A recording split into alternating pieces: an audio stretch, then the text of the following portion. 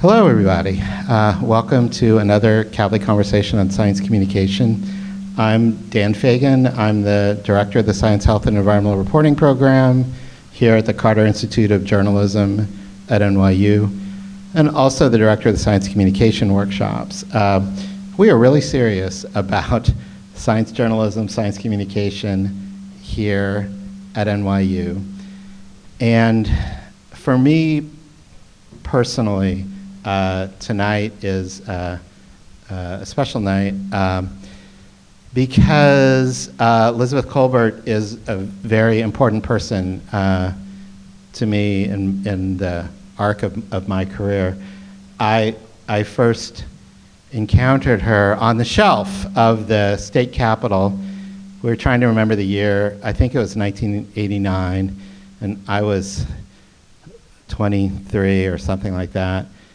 And Betsy seemed a lot older and very scary, but also kind of amazing. And I've felt that way about her ever since. And one of the really fun things about staying in this business for long enough is that the people who were sort of your idols eventually become your friends. And that's fun for me, to be able to call Betsy my friend. So thank you, Betsy, for being you, and for all the work that you do. I'm also really happy that Wesley Allsbrook is here because their work is amazing, as you will see. But I will leave it to Anna Rothschild to formally introduce them both. And just say that Anna is a fantastic science journalist in her own right, who is a master of many media, and is also a really excellent interlocutor. So I don't want to hype her too much because I don't want to, create pressure. But anyway, Anna, thank you for organizing this session. And those of you online watching, thank you for joining us. We will have another Kavli in 3 weeks on the 10th. Is that 2 weeks or 3 weeks? I believe that's 2 weeks, sorry.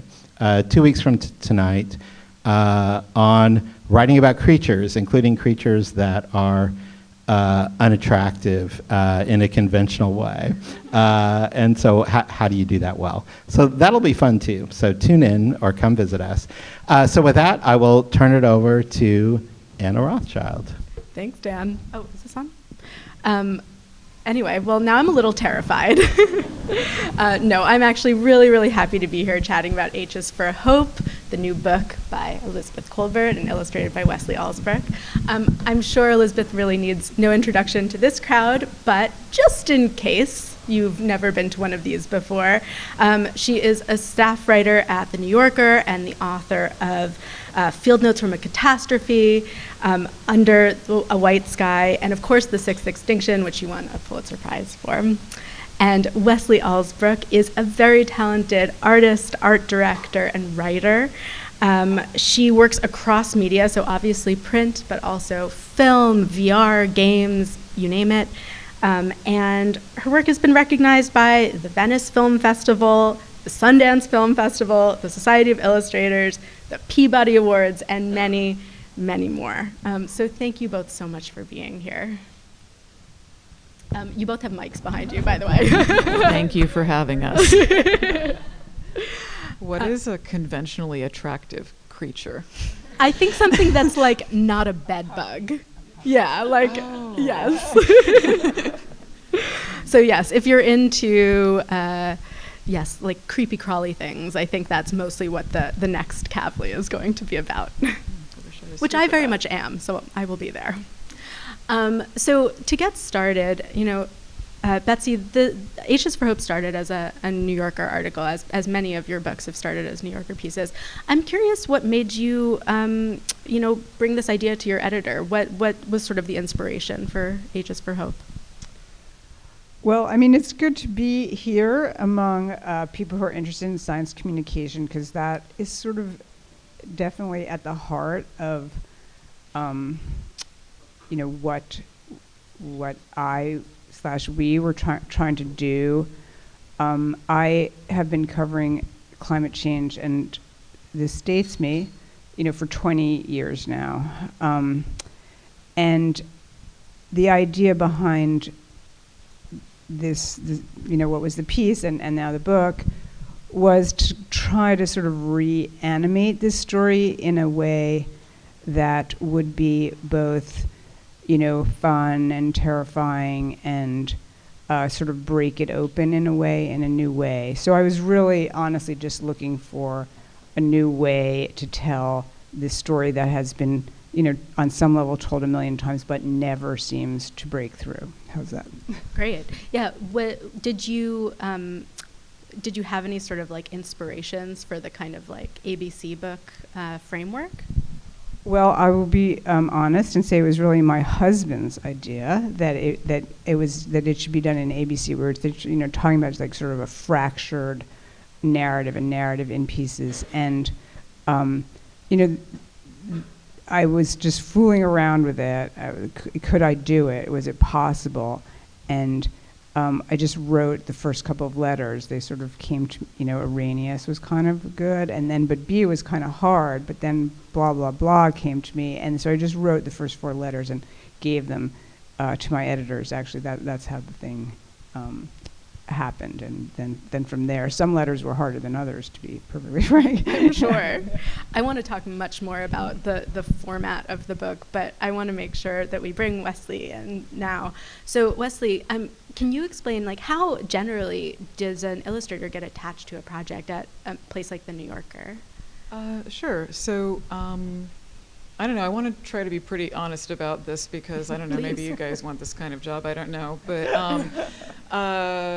like I've been working for the New Yorker since about I don't know, like 2012, something like that.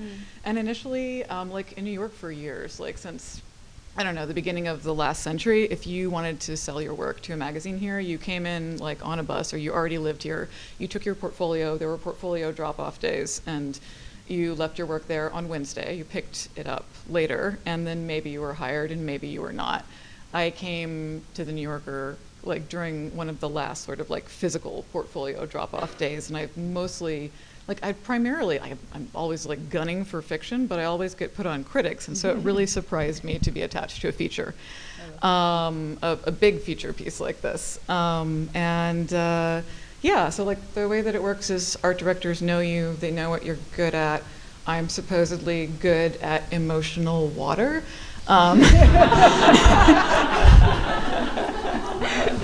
seriously, like everybody gets in touch with me and they're like, oh, your work is so unapologetically emotional, or like your work is very masculine, or your work is very sexual, or your work, like I don't understand where people come up with this stuff, but basically like what I primarily do now is if your work is emotive, a lot of the time you get chosen to do figure work, and or also weather, because there's this idea that if there's not a figure, what is the audience going to attach itself to? And if there can be feelings despite the fact that there are no eyeballs, then people like that, apparently. So yeah, an art director who I'd worked with many times before, Alexandra Zygmunt, got in touch and asked if I wanted to do this. And yeah, I did. Great. I want to talk about like how you evoke emotion through illustration, but maybe it will make more sense if we actually look at some of the art. So maybe we should just dive in now and get started. Okay. All right, sure. Well, I don't know how many of y'all can see this, but this is the cover minus some, I don't know if I can, yeah. This is one of the letters, the letter Y, and from the original article. These are what sketches look like. Just a little closer. Why not? I'm doing cool, I think, probably. More sketches, and these are what spots look like. And granted, I work also in a couple of different styles. So this is like my engraving style, which is a made-up word because it's all in Photoshop and Procreate. But in any case, Well, I'm curious, how did you, between the two of you and the art director for the New Yorker, how did you settle on this style? Well, yeah, I actually that's kind of interesting because, like I said, I do two styles. I do a brush and ink style, and I did actually used to do physical inks at one time, and then I do this, which you could argue is like nib, or you could say that it's like old engraving. And I think that initially the piece was going to be this sort of like psychedelia centrifugal explosion, and that would have worked quite well with the brush style. But what it became clear over time that you, Betsy, wanted was like something more like you talked about it being sort of like fractured, but it is this faceted narrative, and something that I don't know. Like I do kind of want to talk about how you play with optimism and pessimism. Because I wonder if a more kind of like orderly, like orthogonal, even like nostalgic in terms of, I guess if something is older, is it more nostalgic? But like, is this style more optimistic or pessimistic to you? Does it like, is it sort of like comforting, or does it say more about facts than something looser, like more cartoony and more chaotic? Is a question. Well, I think, for me, I mean, everyone brought their own ideas, to the table, which was an interesting exercise, and which is rarely the case. I mean, once again, in case anyone cares, what usually happens is you write a piece, someone gets assigned art, you have no idea, the author has no idea what the art is. I usually see the art for a piece for the very first time when the piece closes, and they put the art in the pages, and I see the pages, and then it's closed, and that's that. So it's very rare that there's any interaction. This piece was, long enough and complicated enough that I was involved, and I really wanted it to play with this antiquarian look. So I don't think that was necessarily or initially communicated to Wesley. So there was, it was a game of telephone. We never talked, right? We never talked during that process. We never communicated. It was always through 10 different people. So everything was I never get the chance to meet writers, and that's often quite sad to me. And I understand that, like, you meet a writer and the writer's concerns take over, and it adds time because of the closeness to the work. But I also think that it's sad to me when I'm not able to get close enough to intention. And so it was great to finally get there. Yeah, no, it's very, very unusual. So anyway, but during the process of going to the magazine, we never spoke. We always just were communicating through, I communicated through my editor, communicated with the art editor, blah, blah, blah. So it was a very long, complicated chain of people. But then, when we decided to do the book, we had weekly. We've actually never physically met till now because Wesley lives out in Iowa, but we had meetings with the editors of the book, of the press, weekly Zoom meetings to everyone. I mean, everyone had input into it. Maybe more input than Wesley might have liked, but it was a very, talky process. Yeah. Yeah, I'm kind of curious. Could you maybe use an example for one page from the book about how you sort of what the sort of first draft looked like and how it changed based on the conversations that the two of you had? And Betsy, I'm curious also for you, as somebody who hasn't had to do a lot of art direction, how you had the vocabulary to kind of communicate what you wanted and have that sort of shared language. Yeah, well, we're doing this in real time, so we can, Wesley can say maybe I did not have that vocabulary, so that would be perfectly, reasonable. I don't know, Wes, is there an example that we, often it would be, we had the letter, most of the ideas here are Wesley's, something, she presented a lot of those little sketches, and some of them, a lot of them are on the cutting room floor, but then. Is there any way to, if I can escape and, yeah. Okay. Let's see. Is this just going to be pixelated? Wait, Okay. but let's do, hang on. Oh, no, actually, that's good. Thusly. Oh, there's a lot of stuff here we didn't use. Invisible gas pump, pouring gas, not happening. Oh, I really wanted to draw this mountain that had been sort of like destroyed by coal mining, but Betsy was like, no one knows what that is. Don't do that. This one got used, though, as a pile of coal. How could that be useless? Here is a very, very long stairway. This is what means infrastructure to me, not to other people. This is a road that is a landscape, and there's this like little corner here, and then the road goes vertical, and I was super into that, and Betsy was like, no, let's have like, this is also about infrastructure, or about sort of, because like, I think that was the thing that I hoped to represent best in some way was, I don't know, the multifaceted problems with making these changes, and infrastructure seemed to be at the heart of it. But we ended up going with, I don't even know if the thing we ended up going with is on this page.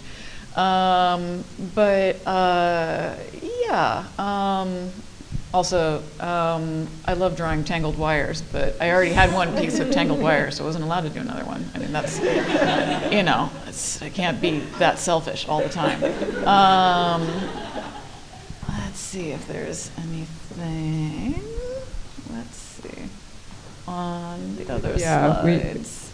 Let me see the navigator. Sorry, guys. I hope that you were satisfied by this in some way. There was definitely, as you can tell from what Wesley is saying, there was definitely an interplay between Wesley's imagination and my literalism that, that I hope played out, productively. How's that? I know what we could talk about. We could talk about birds. There was like, I kept doing like drawings of birds, and I was like, listen, you guys, birds are great. They're the most blank metaphor you can use. They can mean anything. They traverse borders, so doesn't matter what's going on with the climate. It seems like the birds will always like be affected, and it's just sort of like unattractive creatures, as were being discussed earlier, they make more complicated metaphors, but it was a very easy and stretchy metaphor, but you found it distressing because you were like, what does the bird mean? Why is it a bird? So then you put it under the letter Y. Well, I mean, we have a bird here. We have a bird on a traffic light, and I'll confess I'm still not exactly sure what the bird is doing on the traffic light, but I liked it. Yeah. Where we were. What letter is this? This is. I should remember. Objections. Oh, yeah, which are hard. Objections are hard. Yeah. Well, the light says stop. The bird is nesting in the stoplight. It is raining in an inhospitable environment. It's about mood, dude. But also, for the letter Y, I remember talking about this with the AD, and whenever the writing appeared to have perhaps a more negative sort of tint, tone, shade, whatever, we were trying to push the images positive, but she was like, make it Phoenix-like. And I was like, no, it should be a bird on fire. You should have to decide whether it's a good bird on fire or a bad bird on fire. And so I'm just saying, birds can mean anything. Yeah, it's okay. Yeah. No, there were four of us always on these calls, and often everyone had a different idea. So this is so Wesley had to deal with all that. I'm curious, you were talking before about the sort of like wanting an antiquated sort of look, and I'm wondering if that's in part because it's a sense of like what can be lost if we don't do something, or like what was the sort of pull for that in both of your minds? Well, for me, the pull for it was to sort of, as I say, uses an abecedarium, of which there are thousands, doubtless, but it has a kind of, even like, I'm sure, did you all grow up with like Chicka Chicka Boom Boom? Yeah. So that's a great book, and that's a playing with that form in a really, modern, very vibrant colored way. But, everyone has, in some sense, there's Edward Gorey did the alphabet. I mean, there's all sorts of, and he did it in a very look backward looking way. But if you go back, you find, many really old ones that have a sort of, very old-fashioned charm. And so I think what, in my mind, I'll say, what was going on was this sort of old-fashioned charm and the future-looking, horror. How's that? And we were trying to play those two off against each other. Right, there's a tension there for sure. Yeah, and I think there's also, with a style like this, like, you've definitely seen it before, but I think that if you can give people a certain amount of comfort in terms of their expectations, visually, you can say or do some discomforting things. Mm-hmm. And yeah, I mean, to me, these things, they remind me of old farmers' almanacs. And yeah, they remind me, I don't know, they make me feel like I'm drawing something that happened 100 years ago. Even if it's very trompe-l'oeil, I mean, like I said, this is digital art, but it's made to look very not digital. Right. Yeah, for sure. It definitely seems like it's hand drawn. That's good. Making a book, an ABC book, but still telling a narrative, it seems like a very difficult challenge.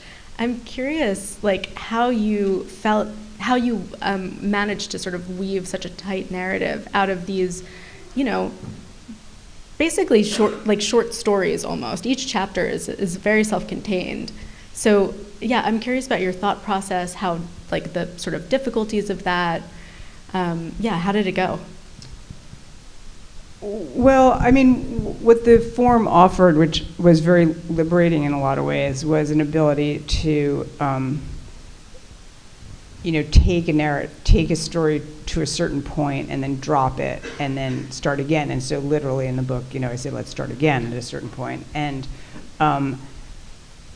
in terms of the narrative arc, I'd say it has, one movement that sort of takes you through the letter D, and then there's sort of and that's a very down moment, and then there's sort of a build up again. So it's sort of like a roller coaster. And I kind of did have that in mind, wanting a certain mood, a certain mood extends through a couple letters, and then we have this new mood through the new couple letters and new mood. And so that, in my mind, once again,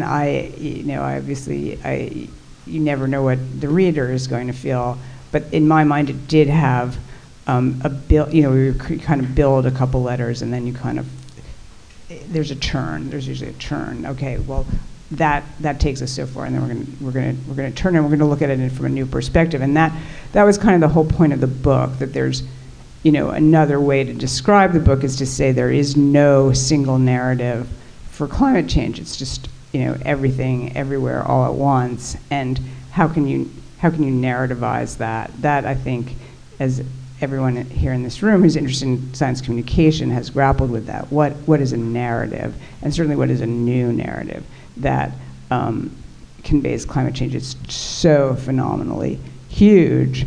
And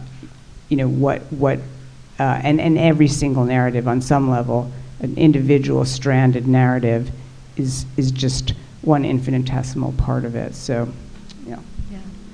One of the things that is kind of shocking when you read the book, and also really refreshing, is that, you just mentioned this, but like the letter D is despair, and it's the 4th chapter of the book, and it is very short. I don't know if we can maybe like flip to that page real fast, but I forget, it's like despair is unproductive and it's also a sin.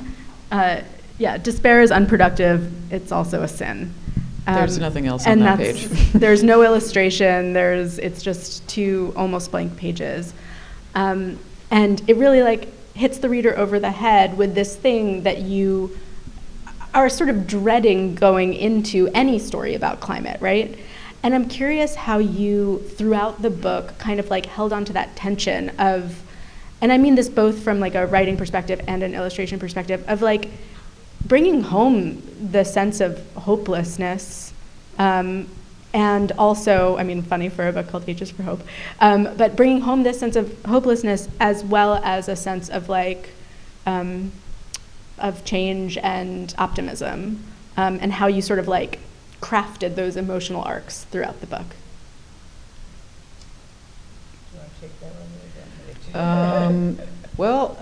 I mean, you're talking about narrativizing something which, if you kind of like explained it in its component parts, would be very linear.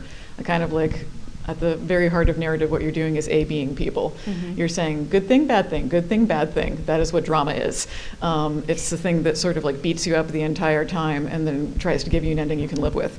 But just in terms of design, the design was very largely determined by the work that we already had, which was the sort of all the square panels from the New Yorker, and this sense that there were, I think, like every 3 pages we were going to have an image, and the intent was to have these sort of, the square letters and a certain number of full pages and a certain number of spots, and to just try to get a sense of organic movement from one to the other. You don't want too many full pages close together. You don't want too many spots close together to relieve the eye, I suppose, but also to provide a sense of story and progression.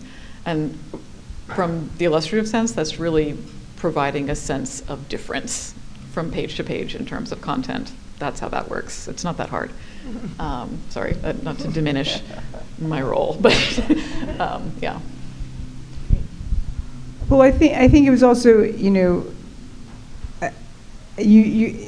I think what Wesley says is, very much to the point. I mean, you're just sort of trying to keep people off balance a little bit. Now, if you have an ABCDarian, then obviously, you know what the next letter is going to be, so there's no surprise there. But you don't know what it's going to stand for. So, you was trying to keep people off balance a little bit, not know exactly what to expect in the next step here, and also, question. Then I sort of turn back on things and question what just came before. So, despair does come very early, and then we turn on that, and then we turn on that again. And that whole question, which is very much active, and in some ways I am trying to play with, and in some ways I'm trying to not play with, of how do we feel about all this? Does it matter how we feel about all this? I mean, you're having to grapple with your own feelings about climate in most of your work at this point. Like, how do you sort of like power through? I mean, this is sort of taking it away from the book itself, but how do you as a science journalist like keep doing this for 20 years? Yeah, well, I don't recommend it. I don't have a good answer for that, and certainly, and this isn't going to surprise anyone in this room either. But certainly, as time goes on, and the news gets more and more dreadful, and what we're doing gets not much better, maybe a little bit better. It gets harder because the message really should be very dire. I say that without fear of contradiction. But it's clear that that's not what people want to read. It's not what people want to hear. So how do you deal with that? I don't have a good answer. I'm constantly grappling with that. We have a question from the audience. Yes, thank you. So you mentioned how difficult it can be to get the story of climate change action to break through. I've found that personally. I'm sure many of us who are science journalists have found that personally. Is there anything about the format of this book that has achieved that? How has the reception surprised you? Has it reached new groups that maybe you weren't expecting? Well, the book just came out yesterday, so so who knows who it's going to reach or not reach. I think, the piece, the original piece, I think it got a pretty good reception. I felt, you never know. You put something out in the world, you never really know the reception it got. But did it reach new audiences? It could only reach you if you subscribe to the New Yorker, really. So I can't really claim that it reached, a new audience. But one of the impetuses for trying to make it into a book was a bunch of people approached me, which is pretty unusual when you write a piece and say this should be a book. I'd like to have it and be able to give it, show it to someone. And so that was one of the spurs to, try to put it into book form. Did you have a target audience in mind when you decided to convert it into a book? Well, I don't know, honestly. I'll say I don't know. I mean, one might hope that it would even reach, teens, but it might be a little bit, too much. I don't really know who the audience for it is. I will be frank. It could be, I would say everyone. I'd like to say everyone, but I just don't know. Well, I mean, I think that's a pretty good question, because honestly, like when I got pitched this, I had to tell my agent no less than 5 times that it was not a children's book. It's not a children's book, and it did not sink in, and he did not believe me until he had met with people who were not me, because he does not believe anything I say. I think that it's really, I'm always for more illustration in the world for selfish reasons, but also just because I think that we could stand to have more kind of like illustrated essays. I want illustrations in fiction that normally like would not call for them. I think that pictures are great. And I hope that that aspect of this does make it more digestible to more audiences. I mean, it is sort of like a, hey, do you not believe in climate change? Read this, there's pictures kind of book. It is the kind of thing that you give to someone who you would like to rapidly explain or convince them of a thing. Yeah, I mean, also, not to just like fangirl, but like one of the things that's so nice, and we were sort of touching on this before, is like the images force a pacing. And so I'm trying to find like a little spot one that sort of like leads onto the page. There's moments where the spot illustrations sort of like break up the action of the story. And one of the questions I actually had for you, Wesley, is how much you were kind of like involved in not just like the design of the art of the illustrations themselves, but like the art direction of like the placement where they sort of sat in the body of the text. And like, so like here, I mean, oh yeah, that guy. Yeah, I loved this one. Like, I just think it's so nice to have like this little movement and at the bottom. Train of cars following exactly. a giant, also not recyclable fin of a wind farm. And like, it's not the end of the chapter. There's more. So I don't know. It's just like a nice way to kind of like add a little like emotional punctuation throughout. I'm glad that you were charmed by our emo punctuation. I think that, I mean, those were scattered somewhat at random, but also like once we picked the sketch that we kind of like wanted, the direction that we wanted, this sort of like oil well that goes on forever, let's say, that, that lends itself to a vertical. And I suggested it for like multiple placements. Because I'm like, you guys, this is great. Well, you can use it for kilowatt hours. We can use it for the Inflation Reduction Act. It's an incredibly flexible metaphor.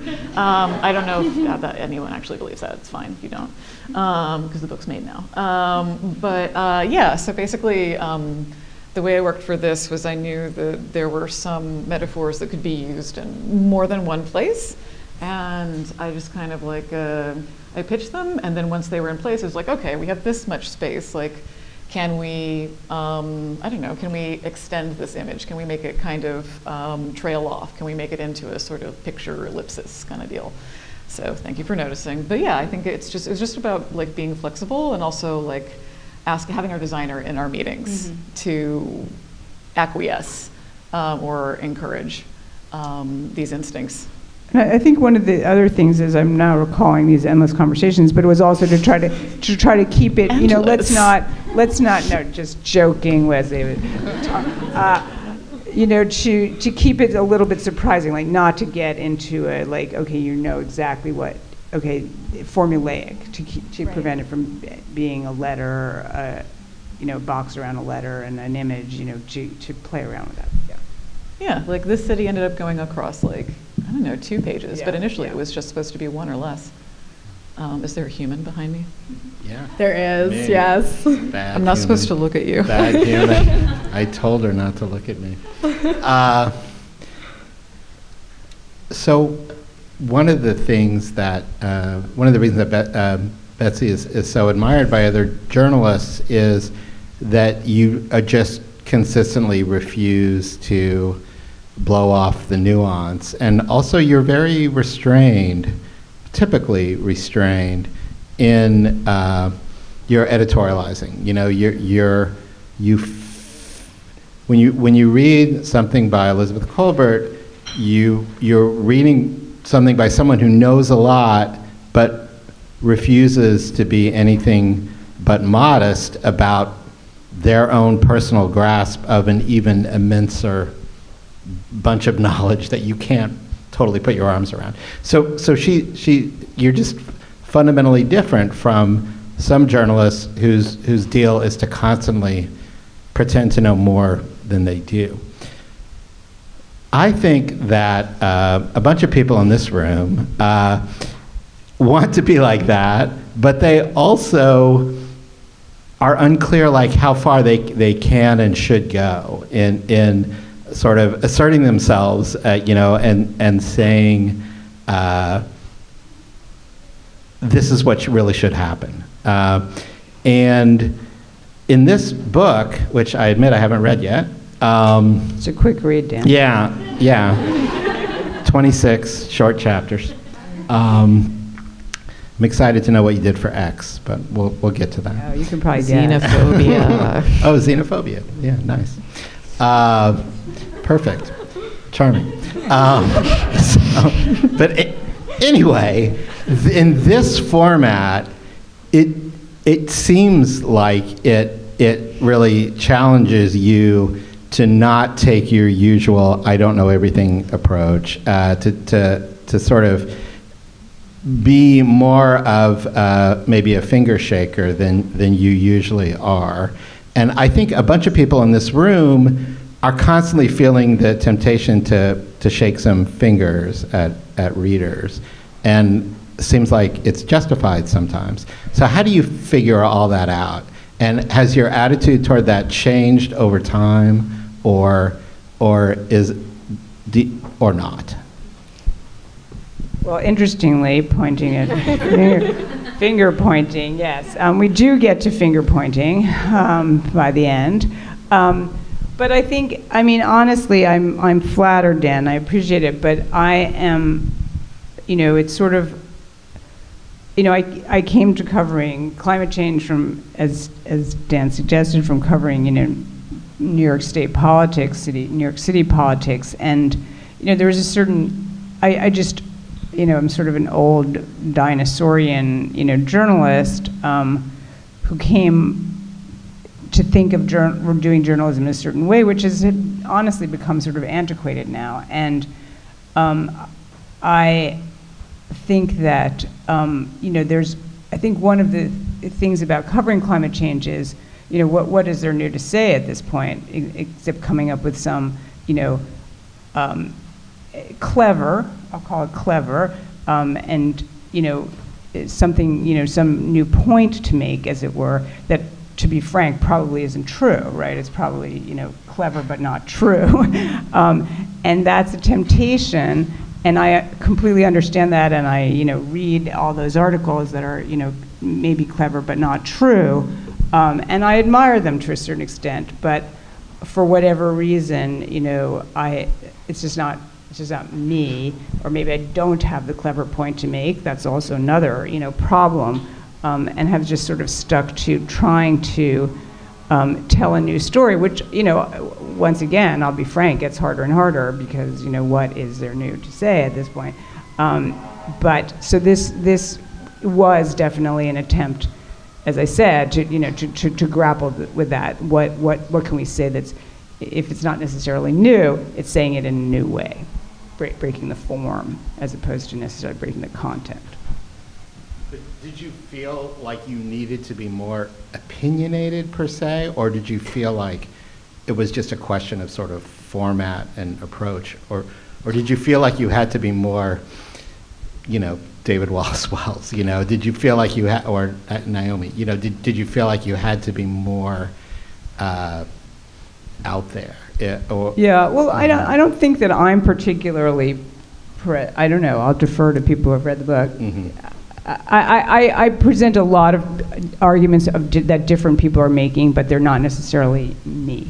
How's that? So it runs through a lot of these arguments, true or false, but it doesn't necessarily come down and say, okay, but really this is the truth, until the end, where I say the truth is, this story isn't having a happy ending. It's not having an ending. It's just not ending. Now that's not a very strong opinion. That's just a fact. Yeah. Sorry. That's all right. Just to close the thought, I mean, that again is part of this refusal to push away the nuance. The truth is that that's the reality of our interaction with climate change. It will never end, and it resists drama. It resists all the sort of conventional packaging that we use for stories, and that makes it especially hard. I was just going to say that one of the things that I think works really well about the book is that, so I do think like your voice comes through pretty strongly, but not in an opinionated way. More like it feels like we're kind of just like you're grappling with each chapter of the book. Yeah, good. And you feel present as like the person who's kind of like figuring out how they feel about it, and I'm trying to understand it, unpack it. But it is basically just like, it's the facts, and then the chapters are short, and it leaves you there sometimes in kind of an uncomfortable moment, because there is no easy answer. And what we hope as readers of narratives usually is that there's going to be some like tidy bow at the end of a chapter or at the end of the entire book, and there isn't, which I think actually works extremely well. Sorry, I know I'm supposed to be asking questions, and now I'm just giving my opinions on the book, but like. Oh, thank you. But no, I think that actually is like quite powerful and pretty different than I've seen with a lot of other climate reporting, where there's this push for resolution. Anyway, just a thought. Yeah. I don't even know if this is the question time. If it's not, I can. It totally can be. Just, okay. Yeah, go for it. Hi, I'm Kylie. I'm a former Sherp. My question's also about form, and specifically with narrative science journalism, which I think is very difficult. When would you say in the process of your writing the form and structure of the piece occurs to you? And have you ever encountered a situation while reporting where like somebody completely messes with that form that you were envisioning in your head, and what do you do in that situation? That's a really interesting question. I mean, this is a very unusual, for me, formal experiment. I mean, mostly, I'm writing a pretty straight narratives that have a pretty identifiable, genre.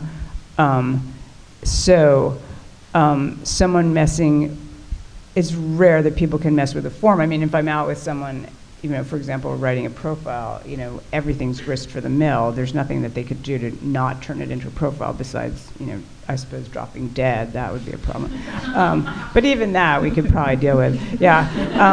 So the form, I think, is really hard for other people besides me, to mess with. Now the content they can mess with, totally by just confounding my expectations, right? I mean, you go out to write profile of someone and they are not the person that you thought, or whatever, then that really can screw you up pretty badly. Yeah, I mean, to sort of build on that, like, were there particularly surprising things that came from the reporting?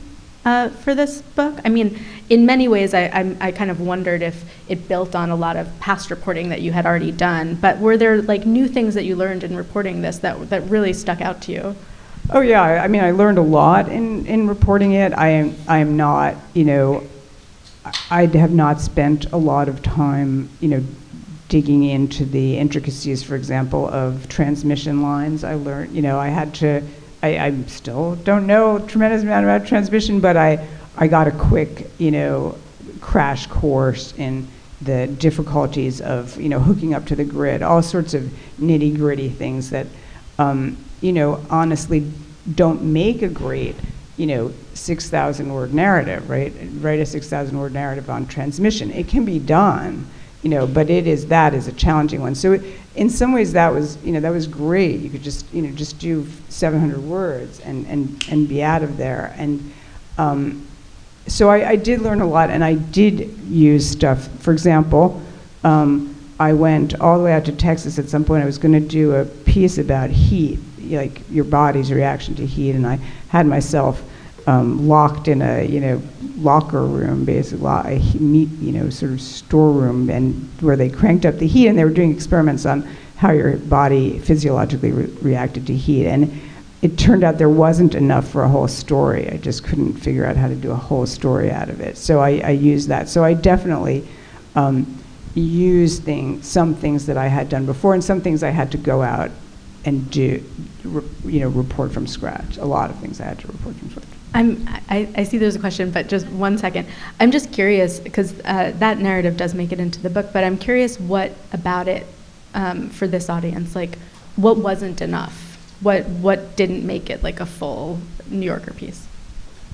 Well, first of all, I only had that one scene of me. I actually spent 2 days there, so this is only of interest to journalism students, but fortunately you all are journalism students. So I had 2 days.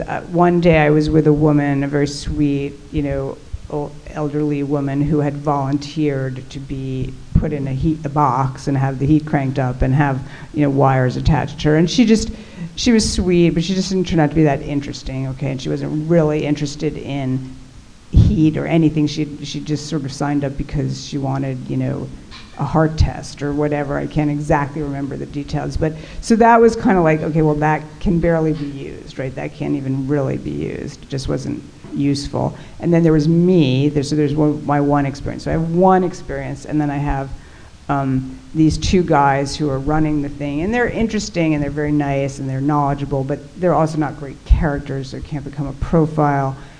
And then it was COVID-y time, so people were not, one thing I thought of, people were doing whole studies on Bangladesh, people working under very hot conditions in sweatshops, and how are they going to survive, hotter conditions. But they were doing them sort of remotely, so everything, nothing worked as like how I could make this into a story. So I just sort of put it in a box, and I kind of knew I could use it at some point because heat is not going anywhere, and maybe I would find a way to do it. And then I just took it out of the box. Sorry, yeah.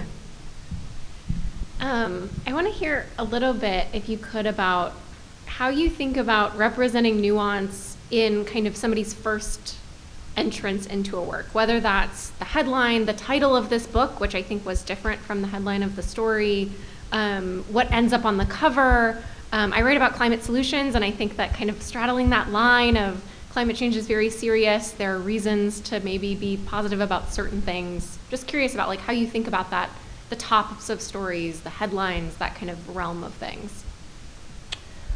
Well, I think about the tops of stories, endlessly. I feel if you have a good lead, you have a story. I mean, I started out at the New York Times, in the days when we were really writing for print, and what you cared about was what was going to be on the front page or the second front, which we used to call it, and the jump, as people used to say, the rest is typing. I mean, that's like, doesn't matter as long as you could get people through that first chunk.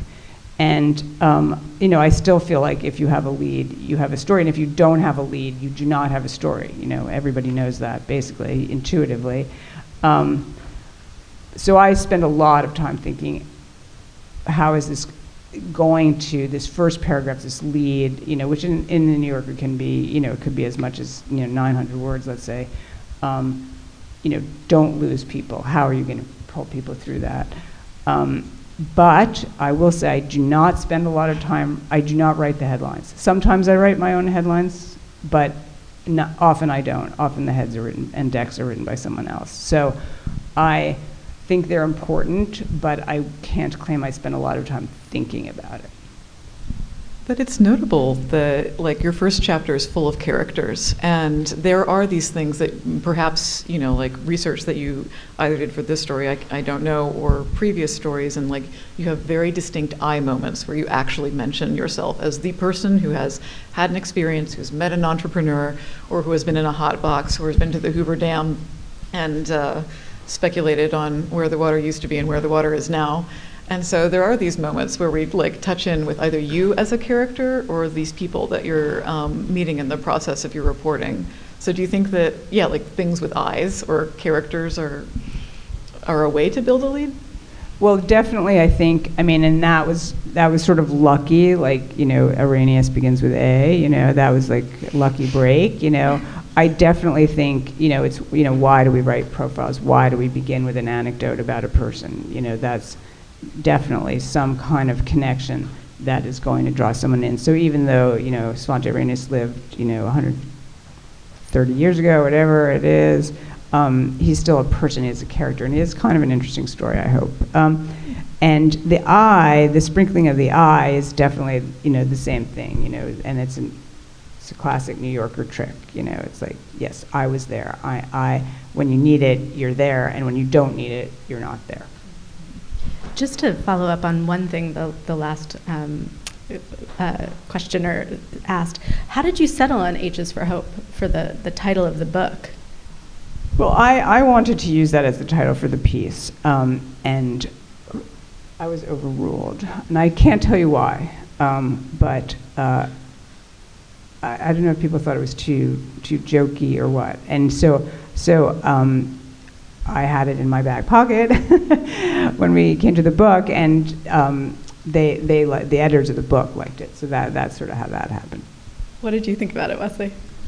I think that I was party to some of the discussions about the title, and I also I feel I have alliances to you, and I have alliances to Alexandra, and I have never met David Remnick, but it would be cool if that happened someday, so I'm just not gonna talk about moving this. on. Did you have a question? Yeah. I was wondering about your thoughts on the utility and limitations of metaphor, like using specific cases as stand-ins for broader issues. I'm especially interested in the bird metaphors you discussed earlier. Both from a written narrative and visual storytelling perspective. May I ask?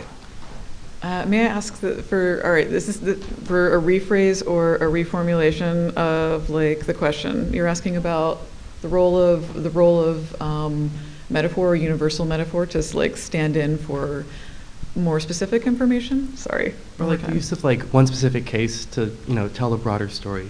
How is that useful and maybe limiting? It's inaccurate and dramatic. Well, yeah, I think, were there moments where you were not, you're not content with the metaphor, or where the metaphor isn't doing the work that you're wanting to do, either between bridging two concepts, or I don't know. I guess maybe this leads into a question that I think I have always for writers is and maybe this is a question for the room, is do you think that if an image accompanies your work, that the image ought contain only the content of your work? Is it sometimes people used to write essays where there's one person speaking and there's another person questioning, and that's how you, this, it's one of those dialogue things. And I think for me, the illustration is it proves to perhaps the audience that a thing is being made by an individual, both an individual writer and an individual artist, and to kind of provide a counterpoint effect. And, but yeah, maybe you could talk, I could stop talking now, and you could talk about moments where like you felt the metaphors are failing you, succeeding you, or confusing you. Well, I think that is, once again, not to harp on the same point, but well, first of all, metaphor standing in for, one person standing in for the whole that's the name of journalism. I mean, that is the anecdotal lead. What is that? That's one person standing in for some, for this whole broad, much bigger, issue. And, it's, essential and, as Wesley just said, often, not really accurate. But I think that one of the problems with covering climate change, once again, sounds, just like a series of laments, but I'll say it again, is, one person never stands for this narrative. One person doesn't even stand for any narrative, right? Because, even if you've just become a victim of a terrible flood or a terrible hurricane, are you really a victim of climate change? Parsing that out is just such a fucking mess. And, so it's very hard to even write the anecdotal lead for a climate change story, and I think that is a very limiting factor here. And so at the same time, we in the journalism business, we're not writing white papers, and so that is that tension, and this was a liberating format for me in a way that you could. Some of these sections are more white papery. They are more like, this is what you need to know about, transmission lines. Now, could I ever have found someone to stand in for a transmission line? People have actually, I should say, done really good work on some of these crazy fights that have gone on for like 20 years about transmission line. There are actually some really good stories. So I should say they do exist. But, they often get very tied up in the minutia of that fight and not, can't take the whole huge pullback that you want. So that is always the tension in journalism, right, between this particular fight and this particular person and that big pullback. And obviously, the best journalism does succeed at making those both interesting to you. So I guess these metaphors will bridge that sense of scale. Difference, ideally, but perhaps not always. Yes. Was it just the length that allowed you to consider some of the chapters being more white papery, or was it like also the fact that you knew you had images that were, maybe bringing some of the emotion or something like that? Like, was there a different approach you took because you knew you could rely on the images for part of the storytelling? Well, I think I wouldn't say exactly because of the images, because in the magazine the images were in pretty tiny often. Yeah. Oh yeah, in print, I think that they did, the web feature was kind of like an animated sort of scroll, and things were significantly larger there. But in print, there were very few. Yeah, but there were breaks. The images did provide a break. So let's say you didn't want to read the 700. Words about transmission, you could just jump to the next section. And that, I think, once again, for me, was kind of liberating, because if I felt like I had to hold your attention or else lose you from the whole story, that's different from, okay, well, you could just jump to the next letter. It's like the function of chapters in fiction. Hello. So I worked a little bit within the sort of climate education space, and one of the big debates there was, or one of the big conversations there was, these research papers are typically way too dense but accurate, and then a lot of sort of the storytelling around in the info sites that you could find around climate were inaccurate but easy to digest. And so there was this idea within at least the organization I was working in to how do we like melt that. And so I was wondering how you see your book as doing some of that work, and also how, and from both the illustrations and the writing, but also how, just that sort of thing, and like where that fits in. So. Yeah, I definitely wanted to address, you know, a lot of things that were being said, which are accurate in their own, you know, if taken in a narrow stripe. Yes, that narrow stripe is a narrow stripe, but if you pull back, you see all these narrow stripes, and do they, you know, what do they add up to? And they add up to, you know, a big fucking mess.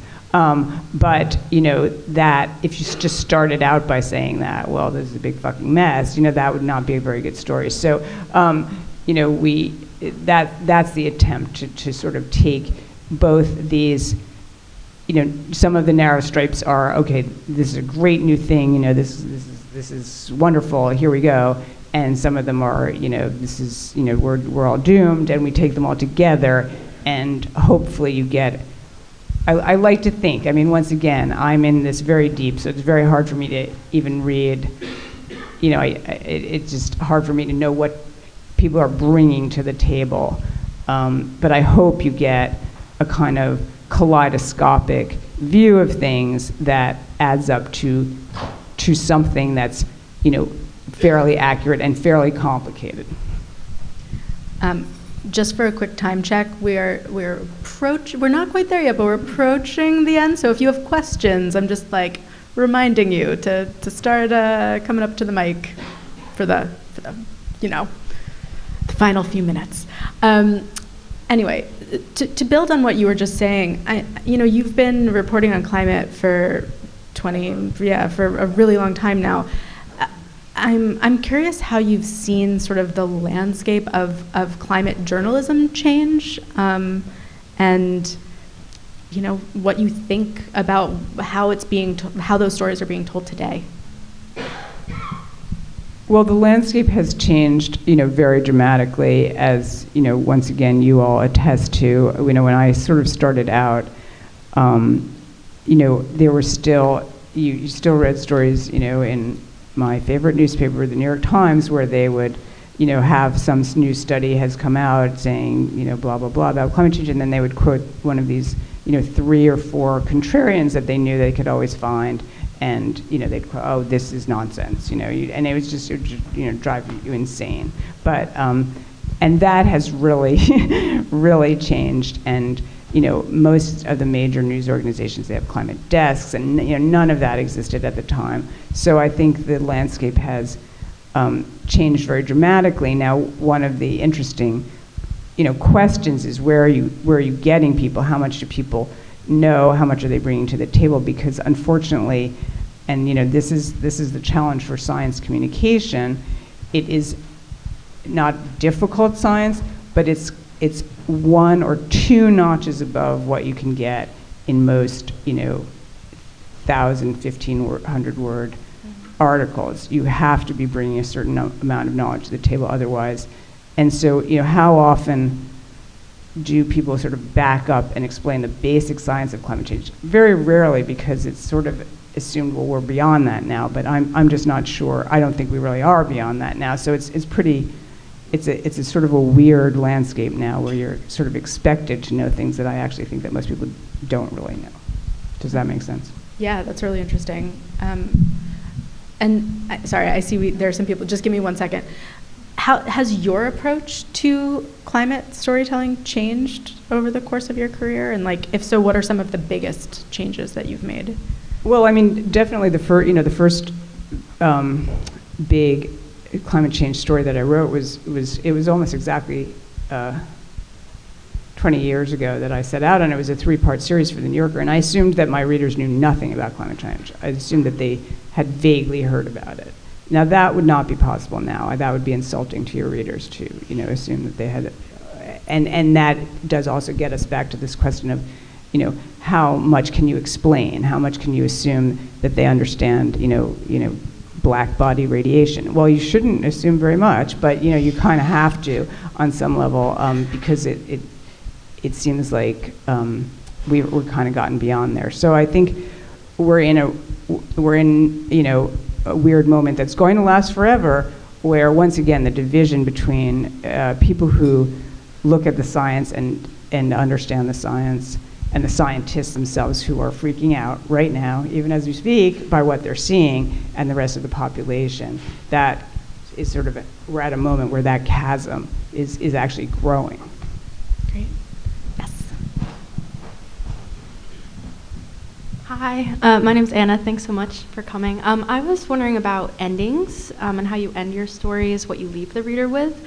I think there's a temptation with climate solution stories to end with the solution and then be like, oh, things are bad, here's how the solution will help, with maybe a little context about how this isn't everything, but it's something.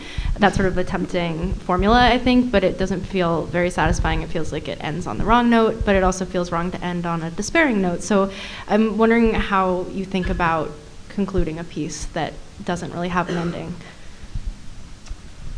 Well, I don't think I've ever been accused of ending on a happy note. I resist that. I have resisted that. You know, like, oh, the world is going to hell, but if we all recycle, it'll be fine. You know,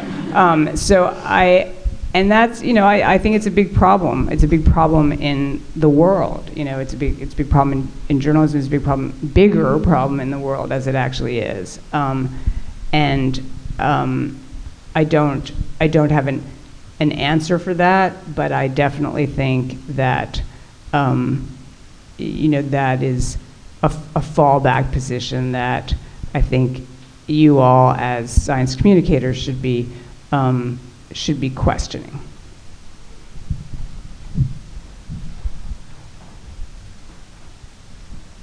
I actually got to preface my question. I'm a psychologist, so I know nothing about journalism or illustration or anything, but it's very interesting.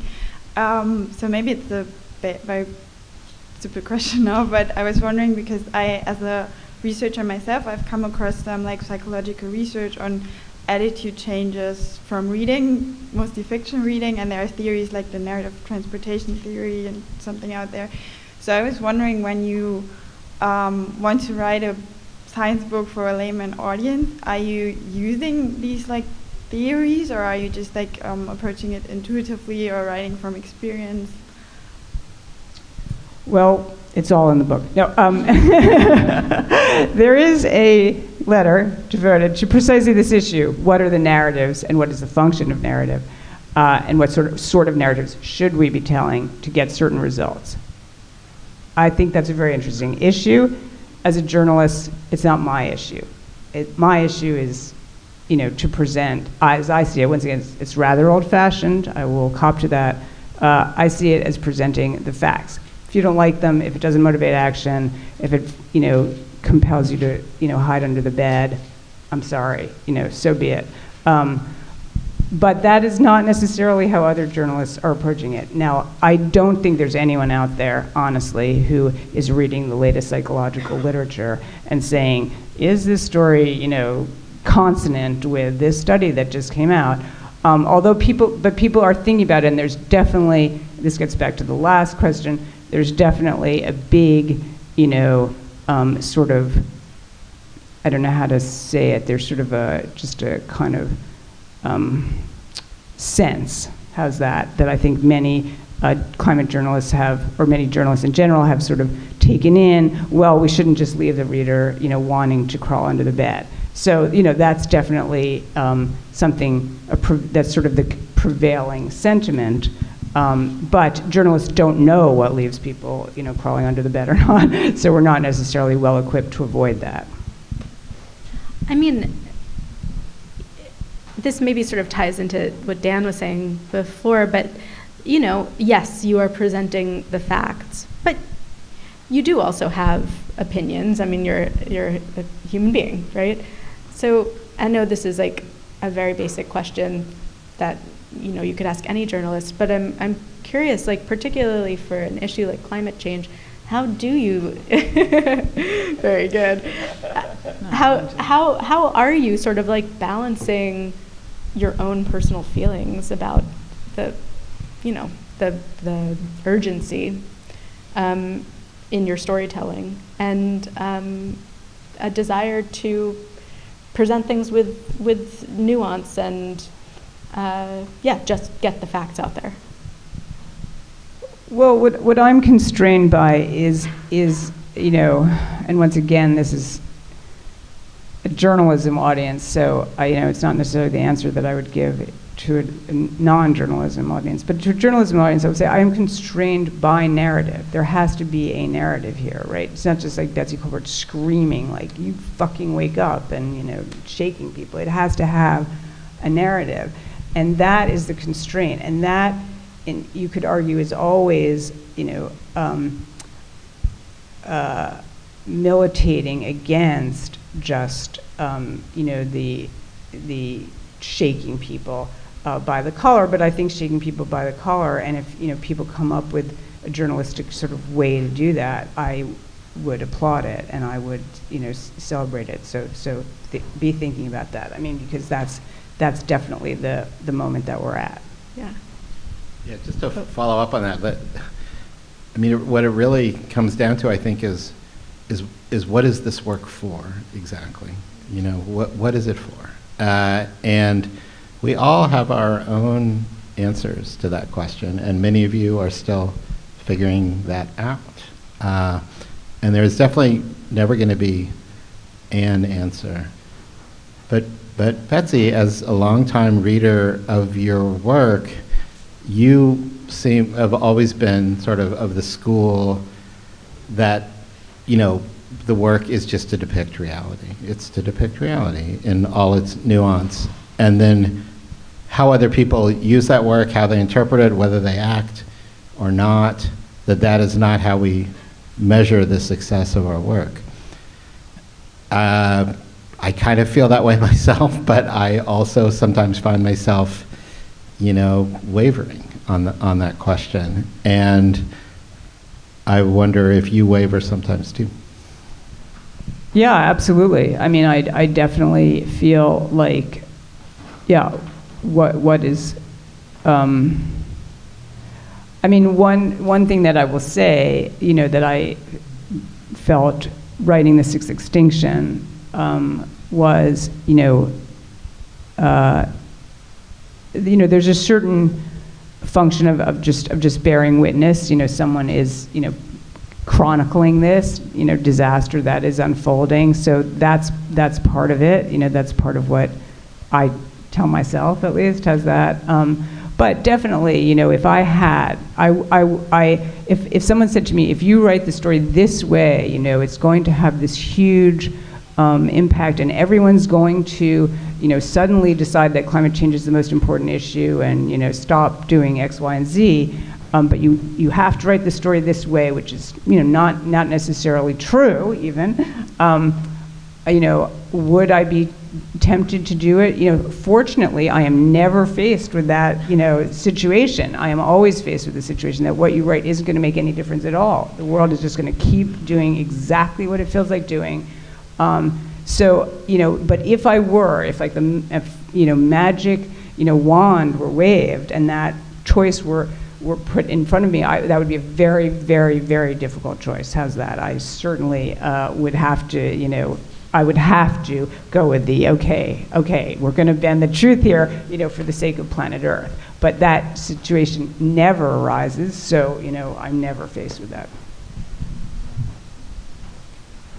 This is kind of going off of that, but I was wondering if/how you deal with climate guilt or anxiety, and if you think that a climate journalist is actively working in the climate education or climate change field, if that kind of discredits the journalistic inquiry or integrity, if you're not, kind of not looking at it from a two-sided standpoint, if it's clear what their standpoint is. Two-sided being, what are the two sides here? We're taught usually that you should be looking at a story or a piece from all angles. So if someone is actively working in the field, do you think that changes how their article comes across?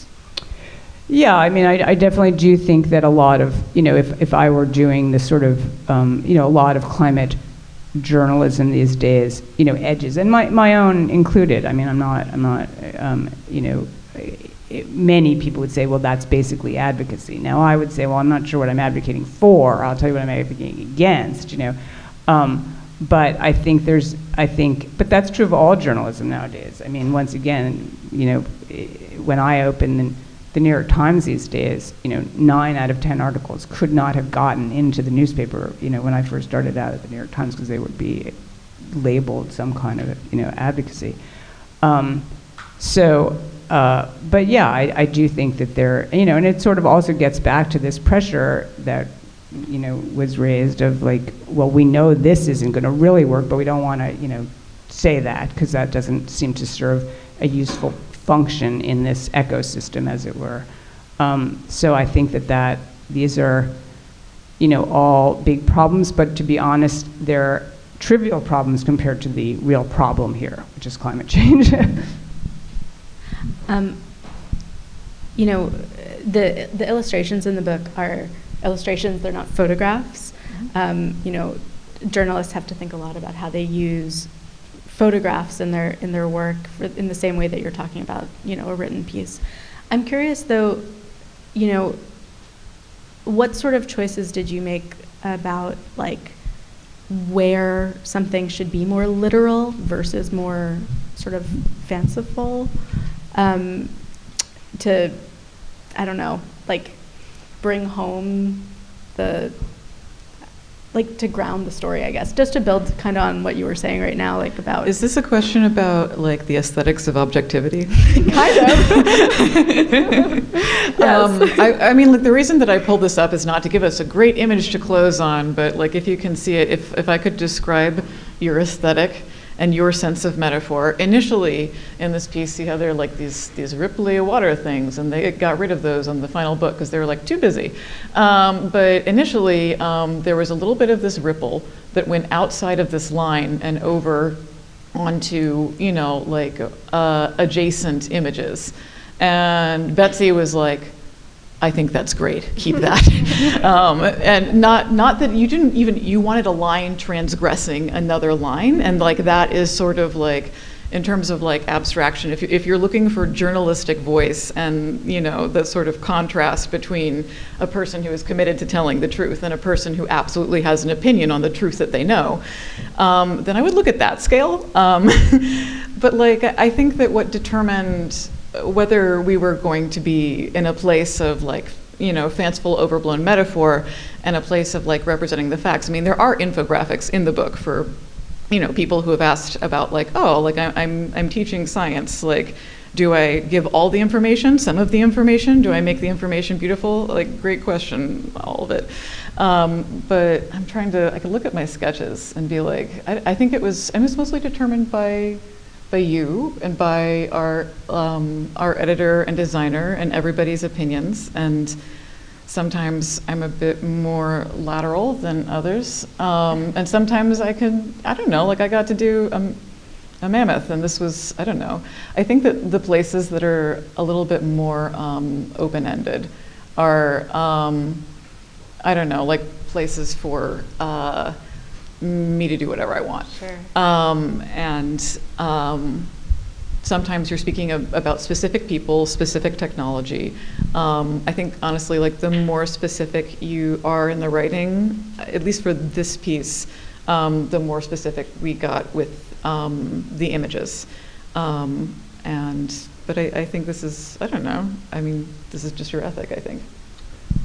Well, I definitely think it was, you know, definitely a dialectical process, I think. I mean, you know, you saw all the sketch, or not all you saw this tiny fragment of the, you know, we would meet weekly, and we went kind of letter by letter, and Wesley. That was quite fanciful. Yeah, and Wesley brought things, and sometimes, you know.